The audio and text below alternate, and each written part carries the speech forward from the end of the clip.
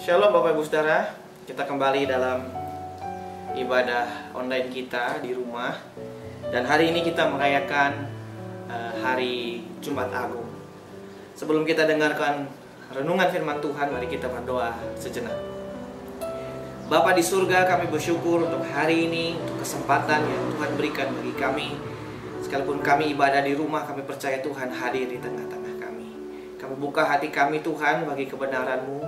Biarlah kebenaran-Mu kembali boleh menjadi kekuatan bagi kami. Dalam nama Yesus kami berdoa. Amin. Bapak Ibu Saudara yang kasih dalam Tuhan, pada kesempatan ini saya ingin mengajak Bapak Ibu Saudara merenungkan tentang kematian Kristus. Yang saya ambil dari 1 Petrus pasal yang pertama ayat 18 dan 19, lalu Matius pasal yang ke-20 ayat yang ke-28. 1 Petrus pasal yang pertama ayat 18, firman Tuhan berkata, sebab kamu tahu bahwa kamu telah ditebus dari cara hidupmu yang sia-sia, yang kamu warisi dari nenek moyangmu, itu bukan dengan barang yang fana, bukan pula dengan perak atau emas, melainkan dengan darah yang mahal, yaitu darah Kristus, yang sama seperti darah anak domba yang tidak bernoda dan tak bercacat. Bapak Ibu Saudara kasih dalam Tuhan, dalam Matius pasal 20 ayat 28 firman Tuhan juga berkata, sama seperti anak manusia datang bukan untuk dilayani, melainkan untuk melayani dan untuk memberikan nyawanya sebagai tebusan bagi banyak orang. Pada kesempatan ini Bapak Ibu Saudara, di ibadah Jumat Agung kita, saya ingin mengajak Bapak Ibu Saudara untuk merenungkan sebuah konsep di dalam Alkitab yang penting. Alkitab berkata bahwa Yesus datang untuk menebus manusia dari dosa. Ayat-ayat tadi memberikan satu gambaran di mana hidup kita ditebus oleh Yesus di atas kayu salib. Itu sebabnya Bapak Ibu Saudara, mari kita renungkan pada kesempatan ini apa makna dari penebusan Tuhan Yesus kepada kita. Bapak Ibu Saudara, saya awali dengan mengajak Bapak Ibu Saudara untuk melihat satu penjelasan dari seorang yang bernama Wayne Grudem. Dia pernah berkata bahwa ada 4 hal yang seharusnya menjadi takdir dari manusia yang berdosa jikalau dia tidak ditebus Tuhan. Yang pertama dikatakan bahwa kalau kita tidak ditebus oleh Tuhan, maka kematian sebagai hukuman atau pelanggaran dosa. Jadi yang pertama menurut Grudem, kita akan mengalami hukuman Allah. Yang kedua, kita akan menanggung murka atas dosa manusia. Kita kena hukum dan kita menanggung murka Allah. Yang ketiga dikatakan kita terpisah dari Allah karena dosa-dosa kita. Yang keempat dikatakan bahwa keterikatan dengan dosa dan kita akan menjadi budak dari kerajaan iblis. Ini adalah satu gambaran dari Grudem, di mana kalau kita tidak ditebus, maka keempat hal itu yang akan kita alami. Dan saya percaya Bapak Ibu Saudara, kita tidak ingin ada dalam posisi seperti itu. Untuk itu Bapak Ibu Saudara, kita bersyukur hari ini kita kembali diingatkan lewat peristiwa Jumat Agung, di mana Tuhan Yesus datang untuk menebus kita dari semua tuntutan dosa. Yang pertama Bapak Ibu Saudara, makna dari penebusan Kristus bagi kita yang pertama adalah penebusan Kristus itu mendamaikan kita dengan Allah. 1 Yohanes pasal 4 ayat 10 berkata, inilah kasih itu, bukan kita yang telah mengasihi Allah, tetapi Allah yang telah mengasihi kita dan yang telah mengutus anaknya sebagai pendamaian bagi dosa-dosa kita. Bapak Ibu Saudara, kata pendamaian di sini memiliki satu makna, yaitu sebagai sebuah rekonsiliasi. Jadi kematian Kristus, manusia mengalami sebuah pemulihan hubungan atau rekonsiliasi dengan Allah. Seperti yang tadi dikatakan oleh Grudem bahwa dosa membawa keterpisahan manusia dengan Tuhan. Kita tahu Bapak Ibu Saudara, ketika manusia jatuh dalam dosa, manusia diusir dari Taman Eden. Manusia terpisah dari hadirat Tuhan. Manusia memiliki hubungan yang kemudian rusak akibat dosa itu dengan Allah. Dan dalam keadaan seperti itu, manusia hidup di dalam kelemahan, hidup dalam penderitaan, hidup dalam dosa dan keterpurukan, Bapak Ibu Saudara. Itu sebabnya manusia dengan segala upaya itu berusaha menggapai Tuhan lewat amal baik, lewat ritual agama, dan segala upaya lainnya. Namun Bapak Ibu Saudara, tidak ada satupun yang dapat membawa manusia untuk berdamai dengan Allah. Itu sebabnya Bapak Ibu Saudara, disinilah letak perbedaan antara kekristenan dengan yang lain. Kekristenan menyatakan bahwa bukan manusia yang mencari Allah, tetapi Allah datang mencari manusia.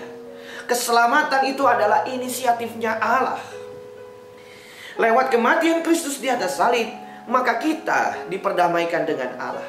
Hubungan kita dengan Allah yang tadinya rusak, terputus, kini dipulihkan Bapak Ibu Saudara. Itu sebabnya kekristenan bukan sekedar agama, tetapi kekristenan itu bicara soal relasi antara Allah dengan manusia, antara pencipta dengan ciptaan, antara penebus dengan umat yang ditebus. Bapak Ibu Saudara, dalam Ibrani pasal yang ke-10 ayat 19-21 firman Tuhan berkata, "Jadi saudara-saudara, oleh darah Yesus kita sekarang penuh keberanian dapat masuk ke dalam tempat kudus, karena Ia telah membuka jalan yang baru dan yang hidup bagi kita melalui tabir, yaitu dirinya sendiri. Dan kita mempunyai seorang imam besar sebagai kepala rumah Allah." Bapak Ibu Saudara, lewat kematian Kristus kita diberikan jalan masuk ke hadirat Tuhan.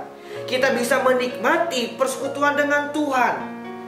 Kenapa? Karena hubungan itu telah didamaikan, sudah direkonsiliasi lewat kematian Kristus. Makanya Bapak Ibu Saudara, orang Kristen yang sejati adalah mereka yang rindu memiliki persekutuan dengan Tuhan. Orang Kristen yang sejati adalah mereka yang rindu mencari Tuhan dengan sungguh-sungguh. Kiranya lewat kebenaran ini Bapak Ibu Saudara, kita kembali diingatkan dan diajak untuk sungguh-sungguh membangun hubungan dengan Allah. Kita sungguh-sungguh mencari Tuhan, sungguh-sungguh bersekutu dengan Dia. Sayangnya Bapak Ibu Saudara, banyak orang melewatkan kesempatan dan waktu-waktu hidupnya untuk membangun hubungan yang dekat dengan Tuhan. Terkadang kita terlalu sibuk dengan urusan-urusan kita sendiri sampai kita lupa berurusan dengan Tuhan secara serius. Bapak Ibu Saudara yang kasih dalam Tuhan, lewat kesempatan ini kita diingatkan bahwa Kristus sudah mati dan mendamaikan kita dengan Bapa. Mari kita mencari Tuhan dengan sungguh-sungguh dan membangun persekutuan yang dalam dengan Tuhan setiap hari. Lewat waktu-waktu doa yang kita punya, lewat waktu kita baca Alkitab, lewat waktu beribadah yang Tuhan masih berikan buat kita. Mari kita membangun persekutuan dengan Allah dengan baik. Karena hubungan itu sudah diperbaiki, sudah dipulihkan ketika Yesus menebus Bapak Ibu Saudara dan saya di atas kayu salib. Yang kedua Bapak Ibu Saudara, makna penebusan Kristus bagi kita adalah penebusan Kristus memberikan yang namanya pengampunan. Bapak Ibu Saudara yang kasih dalam Tuhan, dosa membuat manusia harus menerima hukuman dan murka Allah. Akan tetapi lewat penebusan Kristus, kita yang tadinya harus dihukum oleh Allah, menerima ganjaran dari murka Allah. Hari ini Bapak Ibu Saudara, kita memperoleh yang namanya pengampunan. Di dalam Roma pasal yang ke-8 ayat yang pertama firman Tuhan berkata, "Demikian sekarang tidak ada penghukuman bagi mereka yang ada dalam Kristus." Bahkan Bapak Ibu Saudara, di dalam Yesaya pasal 53 ayat yang ketiga sampai ayat yang ke-6, firman Tuhan berkata, "Ia dihina dan dihindari orang, seorang yang penuh kesengsaraan dan yang biasa menderita kesakitan. Ia sangat dihina sehingga orang menutup mukanya terhadap dia, dan bagi kita pun dia tidak masuk hitungan. Tetapi sesungguhnya penyakit kitalah yang ditanggungnya, dan kesengsaraan kita yang dipikulnya. Padahal kita mengira dia kena tulah, dipukul dan ditindas Allah. Tetapi dia tertikam oleh karena pemberontakan kita, dia diremukkan oleh karena kejahatan kita. Ganjaran yang mendatangkan keselamatan bagi kita ditimpakan kepadanya. Oleh bilur-bilurnya kita menjadi sembuh. Kita sekalian sesat seperti domba, masing-masing kita mengambil jalannya sendiri. Tetapi Tuhan telah menimpakan kepadanya kejahatan kita sekalian." Bapak Ibu Saudara, Kristus di atas kayu salib menggantikan posisi kita yang harusnya kena hukuman, yang harusnya terkena murka Allah. Tetapi hari ini kita memperoleh pengampunan dari Tuhan. Seorang penginjil besar namanya Billy Graham pernah berkata, setiap kali ia melihat salib, dia berkata, saya seharusnya berada di sana, tetapi Kristus menggantikan saya. Di atas salib, saya melihat ada pribadi yang begitu mengasihi saya, dan tangannya selalu terbuka untuk menerima saya apa adanya. Bapak Ibu Saudara, kita bersyukur lewat penebusan Kristus kita memperoleh pengampunan dari Allah. Itu sebabnya siapapun kita hari ini Bapak Ibu Saudara, sekelam apapun latar belakang kita, sebesar apapun dosa-dosa kita, ketika kita secara sungguh-sungguh bertobat dan datang kepada Tuhan, kita pasti menerima pengampunannya. 1 Yohanes pasal yang pertama ayat yang ke-9 berkata, jika kita mengaku dosa kita, maka Ia setia dan adil, sehingga Ia akan mengampuni segala dosa kita dan menyucikan kita dari segala kejahatan. Penebusannya memberikan pengampunan atas hidup kita. Itu sebabnya Bapak Ibu Saudara, mari kita sungguh-sungguh bertobat. Kita menerima pengampunan dari Tuhan. Yang ketiga Bapak Ibu Saudara, penebusan Kristus memberikan kemerdekaan yang sejati. Makna penebusan Kristus bagi kita adalah penebusan Kristus memberikan kemerdekaan yang sejati. Bapak Ibu Saudara, di dalam Alkitab, dosa seringkali digambarkan seperti sebuah hutang. Dalam Kolose pasal yang kedua ayat yang ke-13 dan 14, firman Tuhan berkata, kamu juga meskipun dahulu mati oleh pelanggaranmu dan oleh karena tidak disunat secara lahiriah, telah dihidupkan Allah bersama-sama dengan Dia, sesudah Ia mengampuni segala pelanggaran kita, dengan menghapuskan surat hutang yang oleh ketentuan-ketentuan hukum mendakwa dan mengancam kita, dan itu ditiadakannya dengan memakukannya pada kayu salib. Bapak Ibu Saudara, menarik bagi kita, dosa digambarkan seperti sebuah hutang. Bapak Ibu Saudara, surat hutang di sini menggambarkan bahwa itu sebuah tagihan. Dosa itu seperti sebuah tagihan atau seperti sebuah buku atau kertas yang isinya adalah semua catatan-catatan dosa kita, segala tuntutan-tuntutan yang harus kita bayar. Bapak Ibu Saudara, ada sebuah cerita yang pernah saya dengar. Ada seorang bapak yang mau dioperasi, ya, dia harus dibius tapi tidak pingsan-pingsan juga.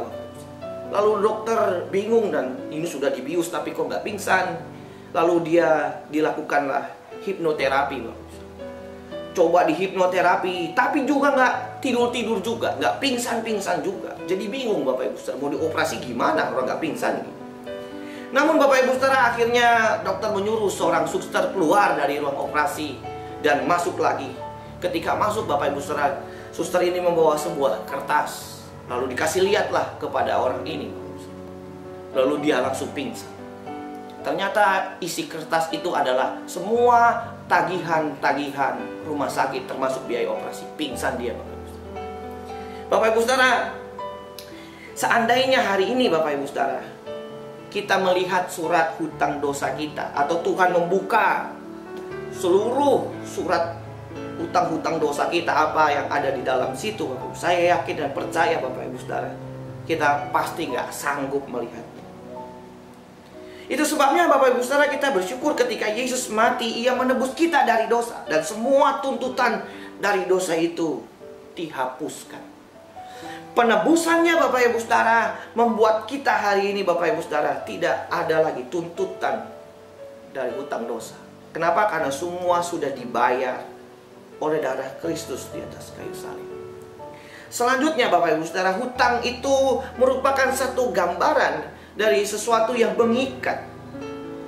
Dosa adalah sesuatu yang mengikat setiap orang. Itu sebabnya Tuhan Yesus pernah berkata dalam Yohanes pasal 8 ayat 34. Kata Yesus kepada mereka, aku berkata kepadamu, sesungguhnya setiap orang yang berbuat dosa adalah hamba dosa. Bapak Ibu Saudara, seorang penafsir populer bernama William Barclay pernah berkata begini Bapak Ibu Saudara, orang yang berbuat dosa itu tidak berbuat apa yang dia sukai, melainkan dia berbuat apa yang dosa sukai. Orang yang membiarkan satu kebiasaan mengekang dia sedemikian rupa sehingga dia tidak bisa terlepas daripadanya, menguasai dia sepenuhnya sehingga ia tidak bisa hidup tanpa itu. Bahkan dia tidak berdaya lagi untuk lepas dari itu. Akhirnya dia sampai pada suatu keadaan seperti yang dikatakan oleh Sokrates, di mana dia mencintai sekaligus membenci dosanya. Paulus juga mengatakan hal yang demikian dalam Roma pasal 7 ayat 18 sampai 21. Sebab aku tahu bahwa di dalam aku, yaitu dalam aku sebagai manusia, tidak ada sesuatu yang baik. Sebab kehendak memang ada dalam aku, tetapi bukan hal berbuat apa yang baik. Sebab bukan apa yang aku kehendaki, yaitu yang baik yang aku perbuat, melainkan apa yang tidak aku kehendaki, yaitu yang jahat yang aku perbuat. Jadi jika aku berbuat apa yang tidak aku kehendaki, maka bukan lagi aku yang memperbuatnya, tetapi dosa yang diam di dalam aku. Demikianlah aku dapati hukum ini: jika aku menghendaki berbuat apa yang baik, yang jahat itu ada padaku. Itu sebabnya Yesus datang untuk menebus kita, sehingga kuasa dosa, ikatan dosa tidak ada lagi dalam hidup kita, Bapak Ibu Saudara. Saya tutup dengan satu kisah, Bapak Ibu Saudara. Ini terjadi di Inggris. Ada satu kisah dari seorang yang namanya William Wilberforce, tahun 1807 di Inggris. Dia adalah seorang yang sangat menentang perbudakan manusia yang terjadi pada saat itu. Satu kali Bapak Ibu Saudara, dia pergi ke pasar budak dan dia hendak membeli seorang budak. Tetapi Bapak Ibu Saudara, tidak seperti biasanya orang itu cari budak yang terlihat baik, tetapi justru ia membeli budak yang paling kasar, yang paling jahat, yang paling bengis. Ada seorang budak yang suka mengumpat, bahkan meludahi pembelinya. Lalu budak inilah yang dibeli oleh William Wilberforce. Budak ini sebenarnya tidak mau dibeli oleh siapapun karena sifatnya atau sikapnya yang tidak baik dan kasar. Tetapi justru yang seperti ini yang dibeli oleh William Wilberforce. Dan ketika budak ini dibawa, Bapak Ibu Saudara, sepanjang perjalanan budak ini mengumpat, mengata-ngatai William Wilberforce, bahkan meludahi. Sampai di rumah, Bapak Ibu Saudara, kemudian budak itu disuruh duduk dan Wilberforce masuk ke dalam kamarnya. Dia keluar dari kamar itu dan memberikan sebuah kertas kepada dia. Kertas ini adalah sebuah surat pembebasan untuk budak itu. Dia berkata, sekarang kamu sudah saya beli dan sekarang kamu saya bebaskan. Kamu bukan lagi budak siapapun, kamu adalah orang merdeka. Budak ini sangat kaget. Dia tidak menyangka akan dibebaskan, Bapak Ibu Saudara. Kemudian Bapak Ibu Saudara, saking girangnya dia pergi keluar dari rumah itu dengan hati begitu senang. Namun Bapak Ibu Saudara, tidak lama kemudian dia kembali lagi ke rumah Wilberforce dan dia berkata, Tuan, aku tidak memiliki tujuan kemana aku pergi. Sekalipun aku sudah bebas, aku ingin mengabdikan diri kepada Tuhan. Bapak Ibu Saudara, ini adalah gambaran apa yang Yesus lakukan kepada kita. Kita dibeli, kita ditebus, kita dimerdekakan dari semua ikatan dosa, dari semua ikatan dan belenggu dosa-dosa kita, dari semua ikatan kutuk. Kita sudah ditebus, kita dimerdekakan. Itu sebabnya Bapak Ibu Saudara, Rasul Paulus dalam Roma pasal yang ke-6 ayat 17-23 berkata, tetapi syukurlah kepada Allah, dahulu kamu memang hamba dosa, tetapi sekarang kamu dengan segenap hati telah mentaati pengajaran yang telah diteruskan kepada kamu.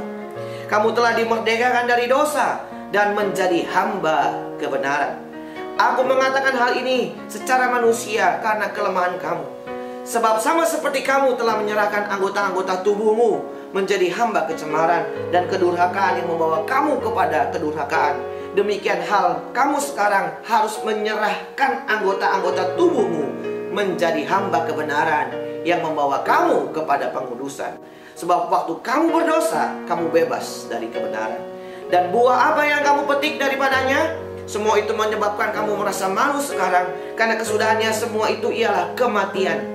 Tetapi sekarang setelah kamu dimerdekakan dari dosa dan setelah kamu menjadi hamba Allah, Kamu beroleh buah yang membawa kamu kepada pengudusan, dan sebagai kesudahannya ialah hidup yang kekal. Sebab upah dosa ialah maut, tetapi kasih karunia Allah ialah hidup yang kekal dalam Kristus Yesus Tuhan kita. Bapak Ibu saudara kasih dalam Tuhan, kita sudah ditebus dan dimerdekakan.